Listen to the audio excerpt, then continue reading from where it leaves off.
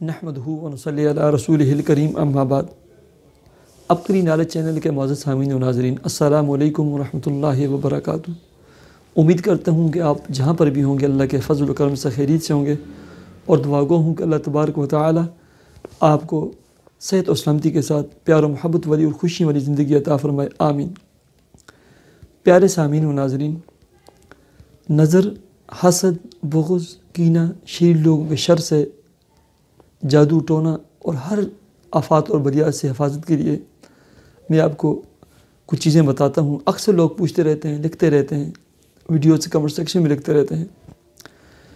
پیارے سامعین و ناظرین، جب بھی گھر میں داخل ہوں بسم اللہ الرحمن الرحیم پڑھ کر داخل ہوں، تاکہ بن بلائے آپ کے ساتھ جو پیچھے شیطانوں کا اور جنات کا ایک بڑا لشکر آ رہا ہوتا ہے نا، وہ واپس ہو جائے دروازے سے، اور السلام علیکم ورحمۃ اللہ وبرکاتہ ہیں، یا السلام علیکم ایھا النبی ورحمۃ اللہ وبرکاتہ کہیں، چاہے گھر میں کوئی ہو یا نہ ہو، پھر خود جواب دے دیں، ایک دفعہ سورہ اخلاص پڑھیں، ٹھیک ہے۔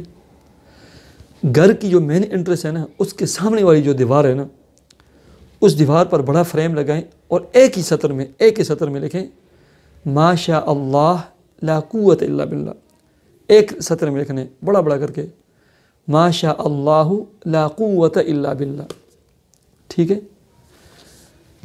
ایسے ہی جب بھی باتھ روم میں جائیں، جو مسنون دعا ہے اللہم انی اعوذ بک من الخبث والخبائث، یہ پڑھیں اور ہمیشہ باتھ روم کے دروازے بند رکھیں۔ ایسے ہی اپنے گھر کو معطر رکھیں، ٹھیک ہے۔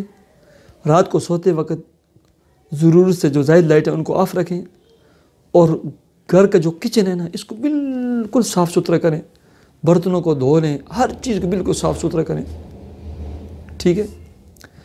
ایسے ہی ہر چیز چاہے پکڑنی ہو، لینی ہو، رکھنی ہو، بسم اللہ الرحمن الرحیم، بسم اللہ الرحمن الرحیم، بسم اللہ الرحمن الرحیم، اس کی عادت بنائیں، اور ہر اچھے کام دائیں ہاتھ سے کریں، کھائیں، پئیں، پکڑیں دائیں ہاتھ سے، اور بسم اللہ الرحمن الرحیم پڑھ کے،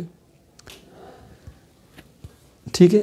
امام مالک رحمۃ اللہ علیہ نے لا حول ما شاء اللہ لا قوت الا باللہ، اس کو نا ایک تختی پر لکھ کر نا اپنے گھر میں لٹکایا ہوتا تھا، اور فرماتے تھے کہ میں اپنے گھر کو نا جنت کے ایک باغ سمجھتا ہوں، اور باغ کی حفاظت کے لیے، عذاب الہی سے بچنے کے لیے اللہ رب العزت نے جو قرآن مجید میں نسخہ بتایا تھا نا، ما شاء اللہ لا قوت الا باللہ، ٹھیک ہے، جو باغ والوں کا مشہور واقعہ ہے۔ تو امام مالک رحمۃ اللہ فرماتے ہیں کہ میں اپنے گھر کو جنت کے ایک باغ سمجھتا ہوں، اور واقعی انسان کی جو ذاتی رہائش ہوتی ہے بہت بڑی اللہ کی نعمت ہوتی ہے، واقعی یہ جنت کے ایک باغ ہے۔ یہ ان لوگوں سے پوچھیں جو کرائے کے گھروں میں در در کی ٹھوکر کھاتے ہیں۔